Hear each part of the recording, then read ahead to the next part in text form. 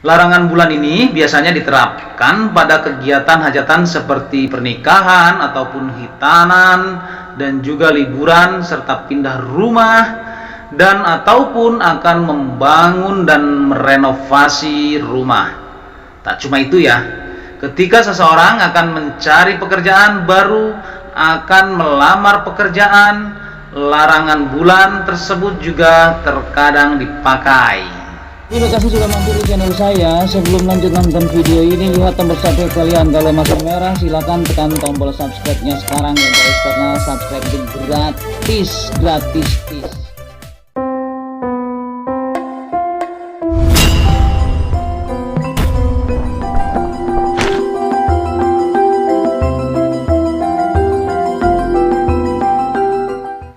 Assalamualaikum warahmatullahi wabarakatuh.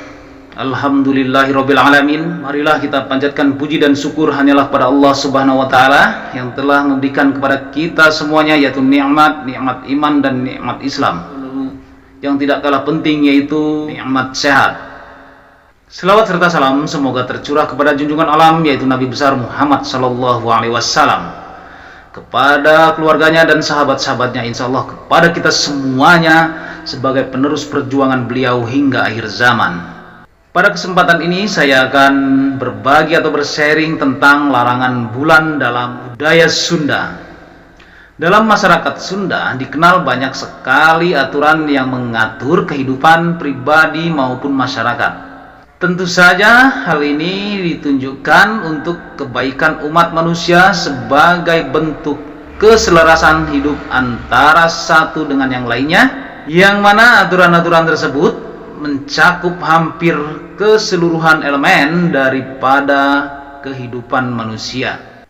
Salah satunya yaitu larangan bulan.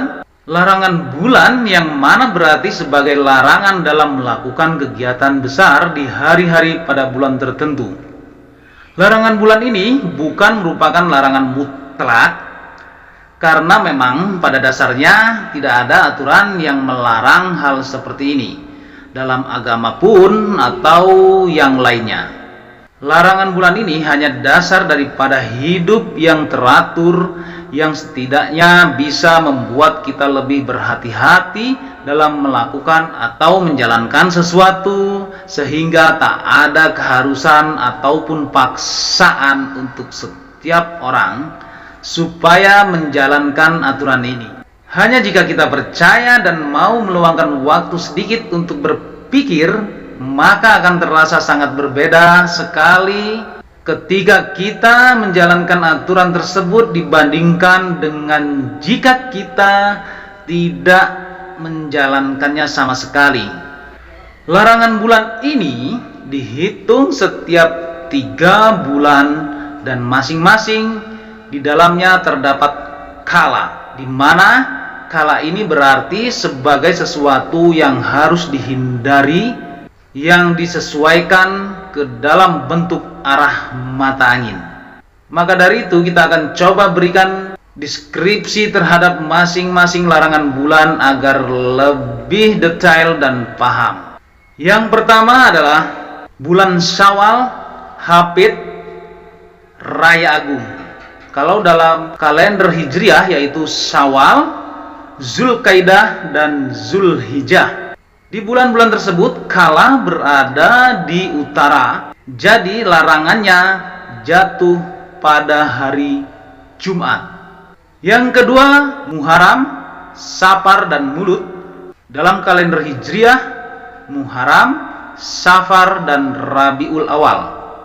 Kala berada di timur, jadi larangannya jatuh pada hari Sabtu dan Minggu. Yang ketiga adalah Silih Mulud, Jumadil Awal, Jumadil Akhir. Dalam kalender Hijriah, Rabiul Akhir, Jumadil Awal dan Jumadil Akhir. Dalam bulan tersebut kala berada di selatan, jadi larangan jatuh pada hari Senin dan Selasa. Yang keempat, Rajab, Ruwah dan puasa. Dalam kalender Hijriah yaitu Rajab, Sa'ban, Ramadan. Jadi dalam bulan tersebut kala berada di barat, larangan bulan jatuh pada hari Rabu dan Kamis.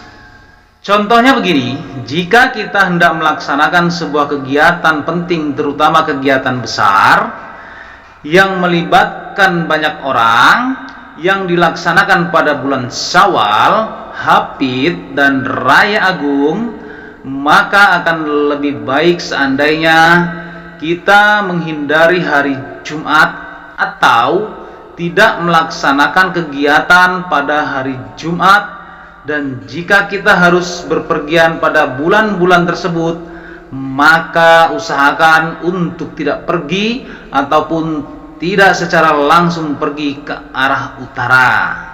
Akan tetapi, jika kita harus melaksanakan kegiatan tersebut pada bulan, hari, dan arah yang dilarang karena kegiatan tersebut bersifat darurat atau ada hal mendesak lainnya yang tidak dapat ditoleransi, maka biasanya kita harus bertanya terlebih dahulu kepada seseorang yang ahli dengan beberapa syarat yang harus dipenuhi. Syarat-syarat yang diminta pun biasanya tidak terlalu mahal dan memberatkan, karena ini bukan perdukunan. Hanya beberapa barang yang agak sulit ditemukan ataupun memang jarang ada, seperti contohnya ya, ayam cemani yang asli ya, ayam yang berbulu hitam seluruhnya tanpa ada bulu berwarna lain. Entah apa maksudnya dengan barang-barang unik tersebut.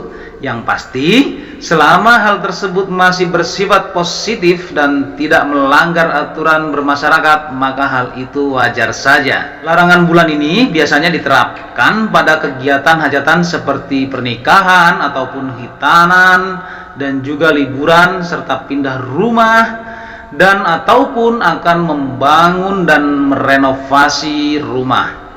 Tak cuma itu ya, ketika seseorang akan mencari pekerjaan baru, akan melamar pekerjaan, larangan bulan tersebut juga terkadang dipakai.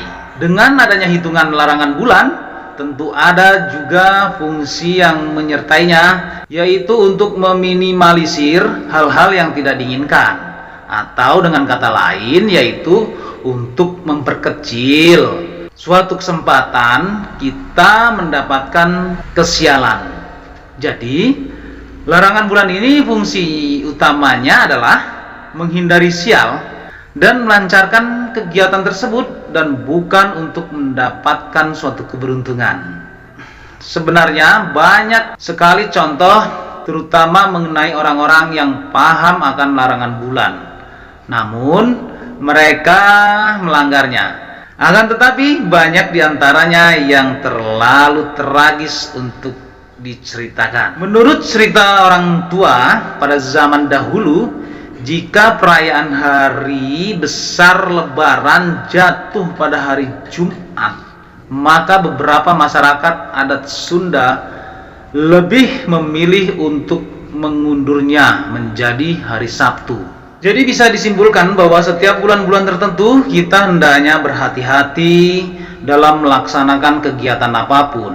Bagi orang yang percaya, maka uraian atau paparan di atas sangatlah terasa manfaatnya jika hanya untuk meningkatkan kewaspadaan. Dan ini sangat baik selama hal itu masih dalam bentuk yang positif.